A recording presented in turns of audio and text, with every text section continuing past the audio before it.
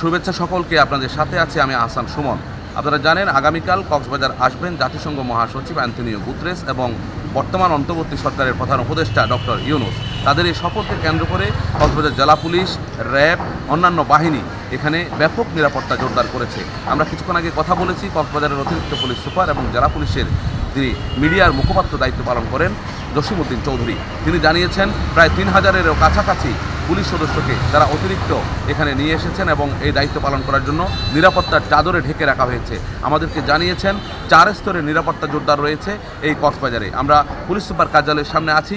নবাগত police super Saifuddin Shahin তিনি আমাদেরকে জানিয়েছেন যে এখানে সব ধরনের নিরাপত্তা তারা নিশ্চিত করছেন, যেহেতু ভিভিআইপিরা আসবেন এবং দুজন গুরুত্বপূর্ণ ব্যক্তি আসবেন, বিশেষ করে যিনি জাতিসংঘ মহাসচিব অ্যান্টনিও গুতেরেস, তার সফরকে কেন্দ্র করে তারা নিরাপত্তাটি খুব বেশি জোরদার করেছে এবং নিরাপত্তার বিষয়টি তারা খুব গুরুত্ব সহকারে দেখছেন। উখিয়া পর্যন্ত, কক্সবাজার বিমানবন্দর থেকে উখিয়া রোহিঙ্গা ক্যাম্প পর্যন্ত এই নিরাপত্তার বলয় থাকবে খুব বেশি সিরিয়াস। এবং এখানে তারা বলছেন যে অন্যান্য বাহিনীগুলোও এই নিরাপত্তার সাথে তারা যোগ দিবে এবং 4 স্তরের নিরাপত্তায় রয়েছে এখানে র্যাব এবং অন্যান্য গোয়েন্দা সংস্থা, পাশাপাশি জেলা পুলিশ এবং এপিবিএন পুলিশ। সব মিলিয়ে তাদের নিরাপত্তার বিষয়টি তারা বারবার দফায় দফায় বৈঠক করছেন।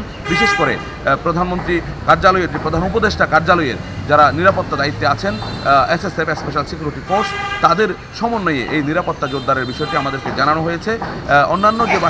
অন্যান্য যে তথ্যটি জানাতে চাই সেটি হলো এখানে যে রোহিঙ্গা ক্যাম্পে জাতিসংঘের যে খাদ্য সহায়তার যে সংকটের বিষয়টি উঠে এসেছে গত কয়েকদিন ধরে।